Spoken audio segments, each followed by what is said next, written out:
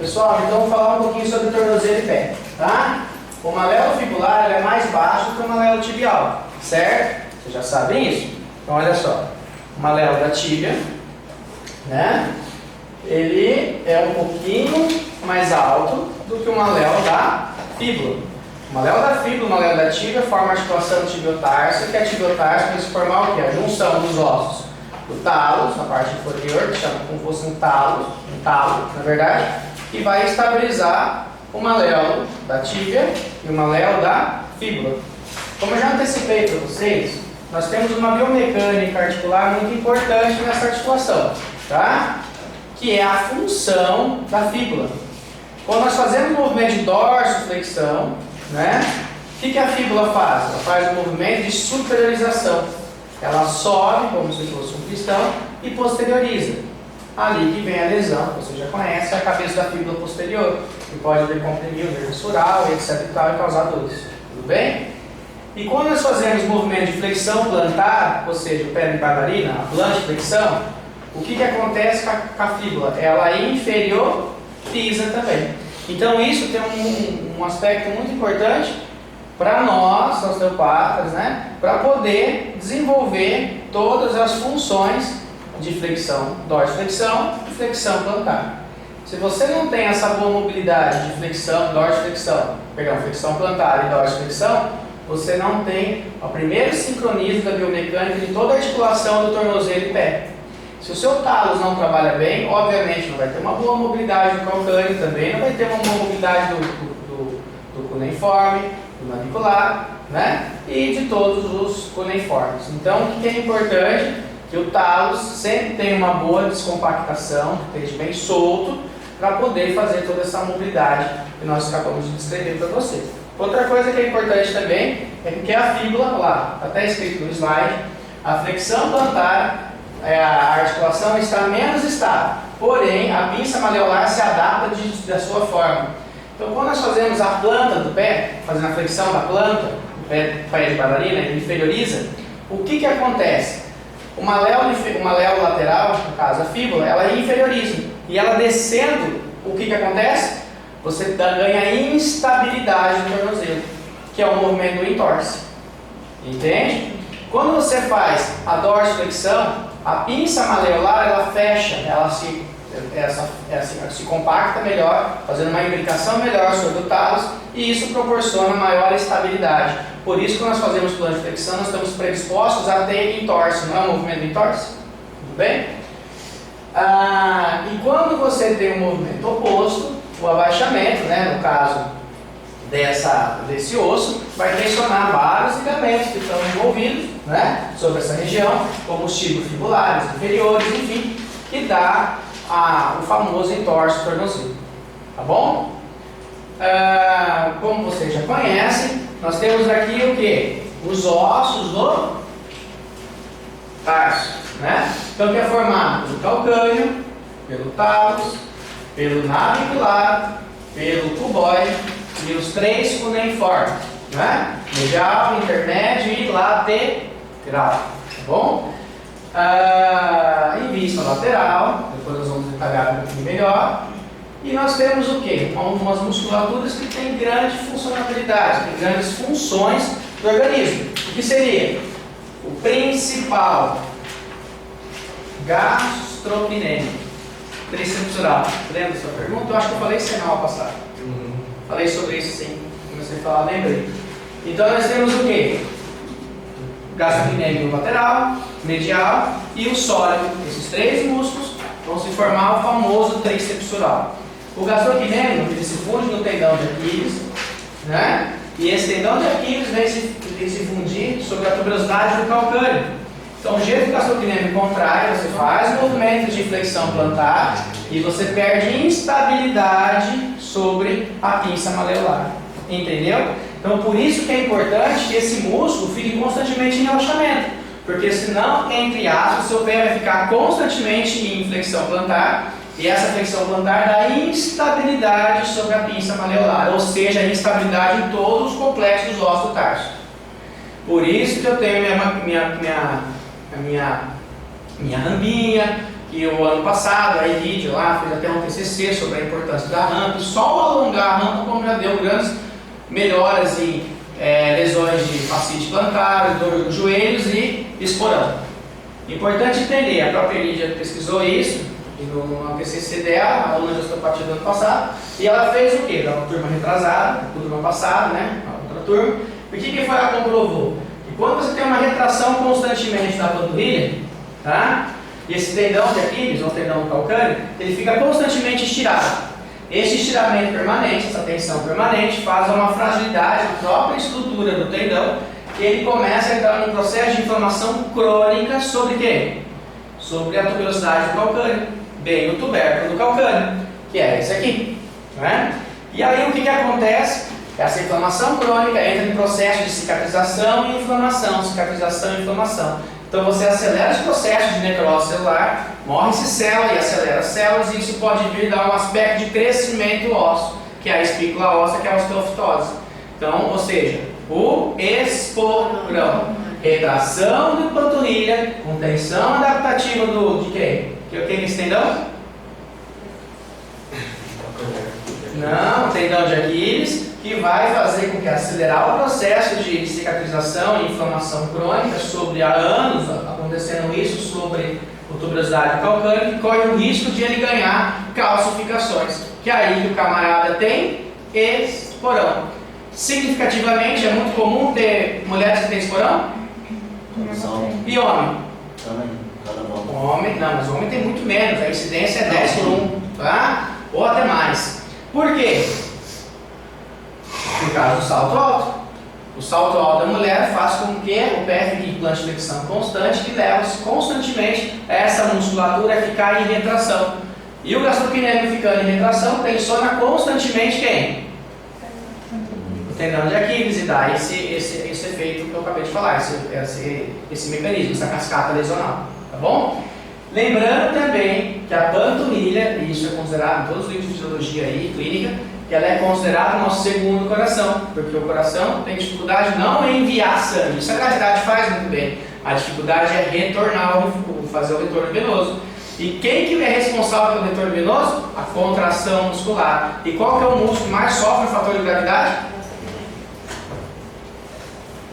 Então, se ele estiver constantemente contraído, além desse mecanismo irregular constante, você não vai ter força de impulsão, você não vai ter força de retorno venoso e vai ter uma inflamação crônica.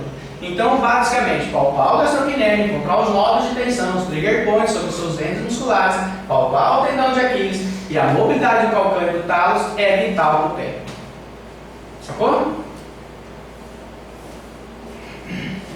Eu vou colocar isso aí no Face. Estou gravando, eu vou compactar depois e vou lançar essa explicação aqui, só esse pedacinho, no canal do YouTube, tá? Então algumas coisinhas eu vou pôr, tá bom?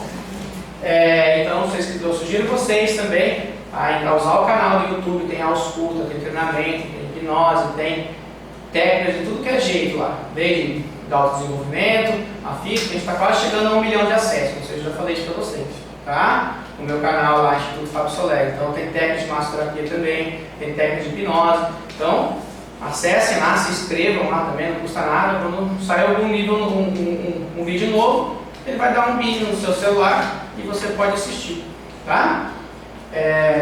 Usando mais, é lógico, para tecnologia a nosso favor, tá? Bom, aí nós temos a musculatura. Então, qual que é a função básica que nós temos do gastrocnêmico? Flexão plantar, não é isso? E quem que faz a dorsiflexão? Os tibiais anteriores, o grupo, todos os tibiais anteriores, não é isso? Então olha só que interessante, quando você tem, nós não temos o agonista e o antagonista do quadríceps com o posterior? Então olha que interessante, quando você tem o gastrocnêmico trabalhando bem, você tem os tibiais também em relaxamento. E quando os tibiais, o grupo, os tibiais anteriores, todos os grupos tibiais circulares trabalhando bem, você tem que ter um relaxamento da panturrilha, ou seja, o gastrocnêmico. Então, se você não tiver esse equilíbrio constantemente de agonista e antagonista, contração específica e relaxamento progressivo oposto, você vai também alterar todas as funções do pé. E os nossos pés é o nosso principal captor postural. Nós estamos em cima dele. Tudo que nós fazemos é em cima do pé. Obviamente, Fábio, você fala com o protocolo, começa a coluna exatamente, porque as queixas maiores é disfunções de coluna. Corrige a coluna, corrige a estrutura e depois vai para o apêndice. Dá uma examinada na tíbia társica, dá uma examinada no calcâneo, no talos e, consequentemente, os outros ossos. Tudo bem? Então, lembrando que o músculo sólido é um músculo que está inferior ao gastrocnêmio e ele é um músculo postural, ou seja, não é um músculo de contração de mobilidade, ele é um músculo de estabilidade, isometria, mantendo a nossa estática. Tudo bem? Os músculos da planta do pé, nós vamos chegar também com as técnicas. Os músculos interósseos, né, que estão entre os raios, os ossos do nosso pé também, no metatarso, né? Nós temos a fáscia plantar, e isso é muito importante também. Coloquem para vocês 3 asteriscos aí, tá? Quando você tem um arco plantar, a curvatura do arco do pé, você tem a fáscia no seu estado de repouso permanente, de estado de excelência. Bom, entende? Se você perde a curvatura do arco plantar, o que acontece? Essa fáscia acaba acontecendo um estiramento. E o estiramento facial causa dor significativa na planta do pé, que muitos clínicos aí colocam como diagnóstico de fasciite plantar. Então, se a planta do pé está entrando em quê? Em inflamação crônica ou aguda, o que for, é muito importante entender como que está o arco do pé, os ossos que envolvem o arco do pé, que eu vou passar para vocês, escafoide, navicular e cuboide, né? Navicular e escafoide é o mesmo, né? E o cuboide, tá? Esses 2 ossos eles trabalham de forma roda denteada. E essas rodas denteadas que vai manter a integridade dos ossos do pé. Apesar que desequilíbrios também, das vísceras, desequilíbrios também dos quadris e a própria desequilíbrio dos pés e membro inferior como um todo vai alterar essas funções, tá? E o próprio pé também. Mas é muito importante entender, se você tem um desequilíbrio pélvico, isso pode fazer com que o peso corporal caia sobre o arco plantar e isso causa o quê? Dor.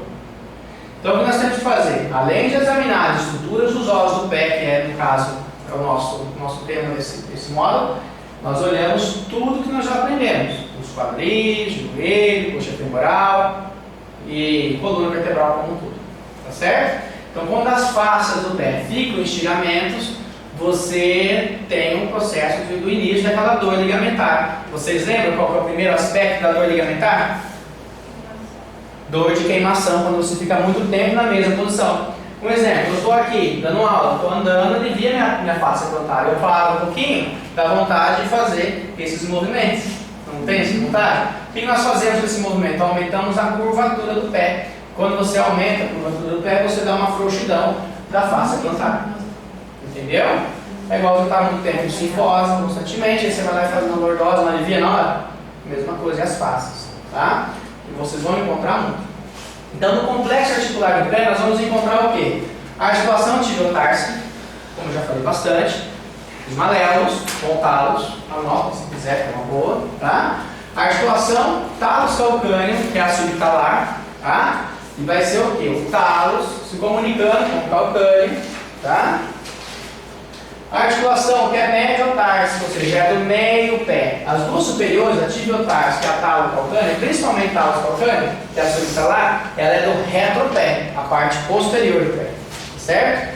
E aí temos o quê? A articulação médio-társica, que é chamada de Chopard, que Chopard é a junção do escafoide com o cuboide, tudo bem? Que é responsável pelo arco do pé. Eu falei isso aí no módulo passado. Não falei já? Né? Só para relembrar então. E temos a articulação metatársica, tá? Tarso-metatársica, que é chamada de Lindström, né? Com os ossos do tarso com o metatarso, né? Ou seja, já vai estar associado quem? Os cuneiformes com o metatarso, né? E o cuboide com os metatarsos laterais, tá? E temos a articulação navicular dos cuneiformes, tá? Que nós temos a articulação navicular cuneiforme, tá bom? E as suas funções desse complexo articular do pé é o quê? Sustentar o peso corporal e permitir o desenvolvimento dinâmico do passo durante a marcha. Cara, o pé tem uma função significativa, as pessoas não dão muita bola para ele, mas se os seus ossinhos do pé não trabalhar bem, você não vai conseguir fazer dissociação da pelve. E se você não tiver uma boa dissociação da pelve na marcha, você não vai ter uma boa dissociação da cintura pélvica nem da cintura escapular. Então, quando você dissocia a cintura pélvica, você também tem uma boa dissociação da cintura escapular. Não sei se vocês perceberam, mas elas trabalham sempre em quê? Em antagonismo. Quando um quadril anterioriza, a cintura escapular oposta posterioriza e vice-versa. Essa dissociação é o que faz toda a manutenção de lubrificação articular de todas essas estruturas. Então, quando pessoas perdem a passada, as fases da marcha, que vocês já conhecem, nós vamos rebater já novamente, isso fragiliza demais o sistema de manutenção de mobilidade articular, da coluna, da cintura escapular, membro superior e inferior, tudo. Tá? Então, quando você vê aquelas pessoas mais de idade, que tem aquela dificuldade de fazer aquele passo, já está andando arrastando o pé, com uns padrões de marcha paradoxal, invertido, isso já vai estar influenciando diretamente sobre o sistema. Entenderam? Ou seja, mas Soler, você acabou de falar agora que nós olhamos a coluna primeiro, exatamente, começa na coluna, corrige o que precisa e depois você olha as recidivas. Se o sistema der um recuo, você examina toda a cadeia articular. E depois, que nós vamos começar amanhã, o sistema visceral. Entende?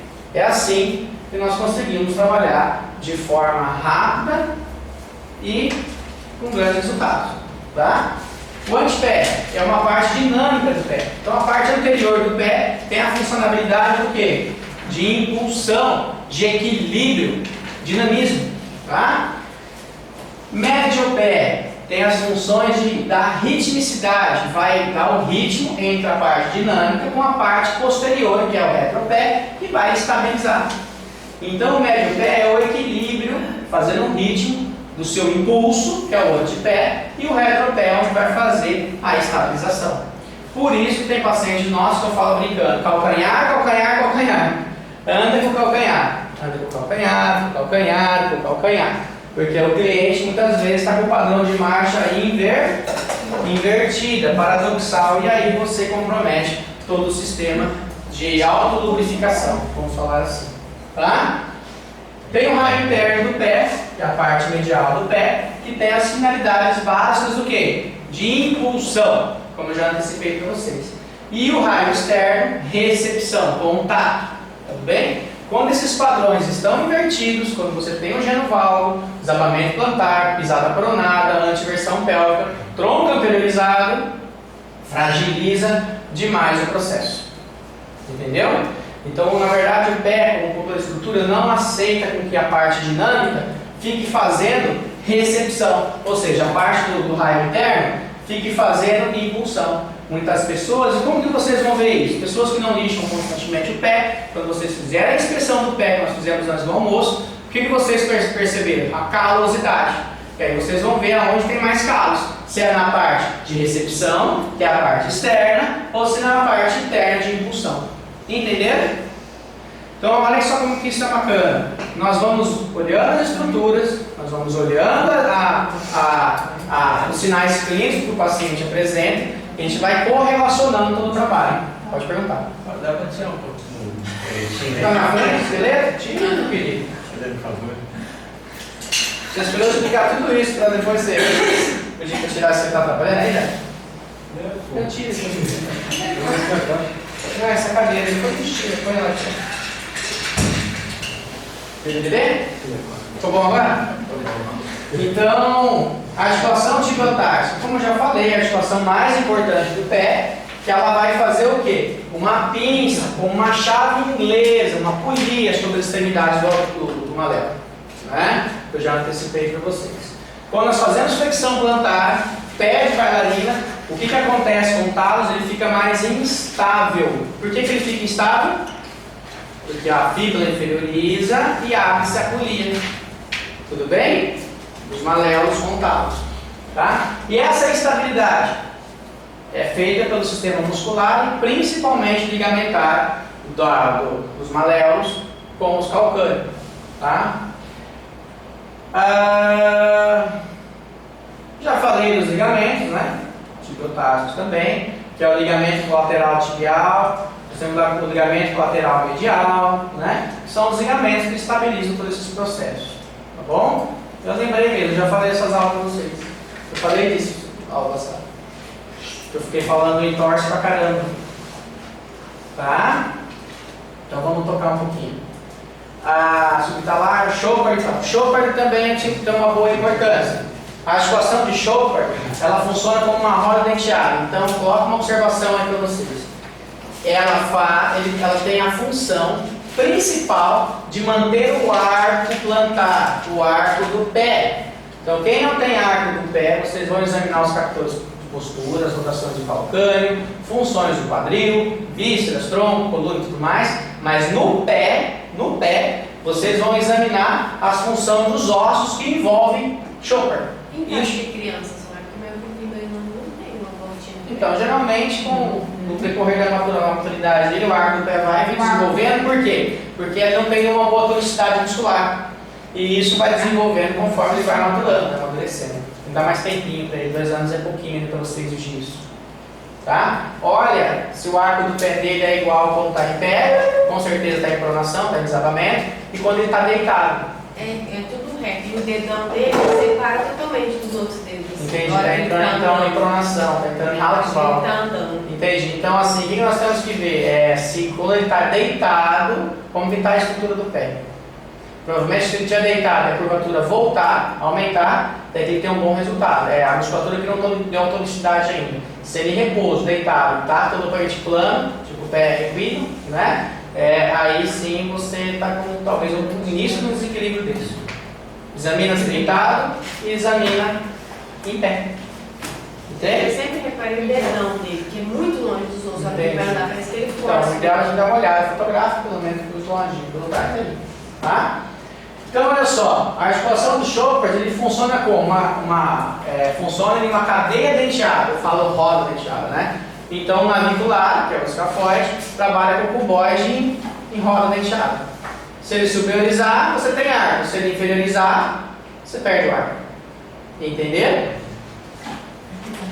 Então, uma rotação interna no navicular, mais uma rotação externa no cuboide é igual ao desabamento do arco plantar. Tá? Uma rotação externa navicular mais uma rotação interna do cuboide é o aumento do arco plantar. Tá? Fábio, como que eu vou testar isso? Primeiro você vai olhar a inspeção, a pessoa em pé, depois a pessoa deitada. Depois você vai palpar esses ossos, o navicular, o escafoide mesmo, e o cuboide, e fazer o teste clínico de mobilidade de cada articulação. Muitas vezes eles estão sofrendo desequilíbrio pélvico. Muitas vezes eles podem também estar estabilizados, ou um pouco de cada, tá bom? Traços atrás eu falei, nos antepé também, na verdade eu já falei tudo isso aqui, tá? Então se vocês quiserem anotar, basicamente esse é o movimento da biomecânica da dorsiflexão, tá? Então quando você faz a elevação do tornozelo, do pé, né? O que você tem? A fíbula vai sincronizar. Faz uma rotação interna e anterioriza. A tíbia, ela anterioriza também, e relativamente ao talos, tá? A pinça bimaleular, ela se abre, ou seja, ela estabiliza, tá? O calcâneo, ela se adianta e faz uma rotação interna, tá bom? O talos, ele se posterioriza. O cuboide, ele roda externamente e o navicular roda internamente, tá? Os cuneiformes se abaixam e as articulações metatársicas se anteriorizam. Tá? As articulações metatársicas falangianas se posteriorizam. Ou seja, essa é a visão básica da função de osteopata quando você tem a função de dorsiflexão. Relembrando vocês, quando faz esse movimento. Então, quando você tem esse movimento, de superiorização do pé, a dorsiflexão, essas articulações trabalham nesse sincronismo de mobilidade. Então, qual que é a função? Vocês já estão fazendo isso, mas não estão sabendo. Vocês vêm segmentando e avaliando cada estruturinha. Entende? Então, aí, obviamente, aqui é um mecanismo básico de função, né, da dorsiflexão. E quem quiser anotar aí, só para entender como que é o sincronismo de todos os ossos. Nossa, não tem que ter tudo isso na cabeça? Isso, obviamente, vem com o tempo. Vocês, primeiramente, têm que entender e examinar cada articular. Vem testando tudo, vem corrigindo tudo e ver como que vai executar as funções do seu cliente, as funções de quem está sendo tratado por vocês, do paciente de vocês. É assim que faz. Bom, se não estabilizou, teve o recuo, aí nós interligamos sistemas, que é o que nós vamos começar a fazer.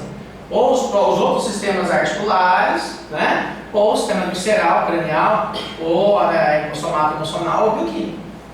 É isso que eu faço. Tá bom? Posso passar? Agora, limitação da dorsiflexão. Porque quando você fala dorsiflexão, quando ela chega no seu final da amplitude de movimento, a sua ADM chega no final. É quando você é limitado por contato ósseo anterior. Quem que é o osso anterior que vai ter esse contato? O tálus, gente. Por isso que a gente fala, tudo começa no tálus. Se o tálus não tiver uma boa função, a tibiotarso, não tiver descompactação, você não tem mobilidade. Porque ele vai estar com contato ósseo permanente. Então você não faz com que as outras cadeias articulatórias do pé ganhem função. Tudo bem? Então, ó, essas fibras posteriores do ligamento deltoide, depois eu mostro, as fibras posteriores do ligamento talofibular médio e as fibras posteriores do ligamento calcâneo fibular e o músculo tríceps oral. Como se alonga o gastrocnêmio, viu só? Não é fazendo dorsiflexão? Então o sistema ligamentar faz em vocês dorsiflexão final. Vai sentir faz o final mesmo. Você vai sentir o contato do talos. Sentiu? E você vai sentir as tensões de todos os ligamentos e principalmente o tríceps oral. Sentiram, né? E dá para você, terapeuta, estabilizar e aumentar um pouco a tensão para ver como está essa mobilidade. Tá? Então nós vamos fazer na prática já. Só para finalizar, e os movimentos de plantiflexão? É o movimento oposto, né? A plantiflexão, a fíbula desce, faz rotação externa e posterioriza, né? A tíbia posterioriza relativamente ao talos. A pinça bimaleolar se fecha, né? O calcâneo se recua e faz uma rotação externa. O talos anterioriza. O cuboide rola internamente e o navicular externamente. Totalmente o oposto do que estava no slide passado. Tá? Os cuneiformes vão se elevar, né? Não é isso? E a tarso e metatarsa se posteriorizam. E as articulações metatarso-falangianas se anteriorizam. Ou seja, nossa, Fábio, é muita informação. Você vai examinar cada articular de forma rápida. Faz o teste da fíbula, faz o teste da tíbia, faz o teste da maléola, calcâneo e vem com os ossos do tarso, até as falanges. Então, nos testes de mobilidade global, principalmente na mobilidade, como que eu vou saber se isso está funcionando bem ou não? Pede para o camarada fazer plantiflexão, seu paciente fazer plantiflexão e dorsiflexão. Esse movimento é íntimo, tem dor em algum lugar? Não. Então, obviamente, tem como você faz o teste de mobilidade de cada articulação. E depois você amarra tudo isso e tem a compreensão da dinâmica de trabalho e sincronismo. Entenderam? A plantiflexão, né, o pé de bailarina, ele é limitado por quê? Pelo contato ósseo posterior. Também de quem? Talos. Né? Fibras anteriores do ligamento deltoide, fibras anteriores do ligamento talofibular anterior, fibras anteriores do ligamento talofibular médio e do ligamento tibiofibular. E os músculos extensores tibiais anteriores. Quando você faz assim, você não sente os tibiais vão ter estiramento? Alongar? Né? Aí nós temos a inversão, né? A inversão, que é um movimento de a planta do pé ficar de forma lateral, né? Que esse contato vai ser uma pinça lateral do pé, vai ter uma imbricação da pinça do maléolo, né? E o tensionamento do ligamento deltoide, ou seja, o músculo tibial com o ligamento deltoide, que é a porção medial do maléolo da tíbia, o maléolo medial, junto com o calcâneo, com o escafoide ali, vai ficar tensionado. Mas o que acontece? Na inversão, se você estiver lá muito forçada, é muito comum de você ter o quê? Uma fratura maleolar medial. Entende? Agora, na limitação da inversão, né? Quem é o inversão é um movimento em torso, quando a planta do pé medializa, né? E nesse movimento, o contato da pinça medial, né, no maléolo, faz um contato excessivamente, né, faz uma imbricação, vamos falar assim, e vai tensionar, os ligamentos laterais e os músculos laterais, que são os fibulares, que é o mecanismo, a inversão do mecanismo do entorse do tornozelo. Tá? Costumamos falar, se você tiver um entorse potente em inversão, não torce, fratura a tíbia, o maléolo da tíbia, entende? É rígido. O maléolo da fíbula, por que ele acaba... Pode acontecer de fraturar também. Mas por que ele torce mais do que o da tíbia? Porque ele cede o movimento. Lembra que a fíbula superioriza e inferioriza? Então ele é mais solto, a nível de mobilidade superior e inferior. E na inversão, a fíbula inferioriza, que abre a pinça maleolar, que fica predisposto a ganhar entorse. Sacou? Então, camarada, na sua anamnese, quando você perguntar, já torci o tornozelo várias vezes, lembra tudo que eu falei agora. Sacou? Então, isso serve para quem já tem entorse de tornozelo. Fica a dica aí. Certo? Então, tem algumas palavras-chave que na anamnese é o que vai dar o filtro. Por isso nós falamos, nós fazemos consulta. Usamos o raciocínio clínico. Com o que a pessoa me fala, eu já direciono, dou maior foco no atendimento. Eu torci o tornozelo alguns meses atrás, depois eu percebi que nunca ficou bom, lembro que coisa na minha cabeça. Vai lá examinar, bate o fio ali, faz o pano de pente fino nessa região. Tá? Valeu. Então vamos para lesões osteopáticas.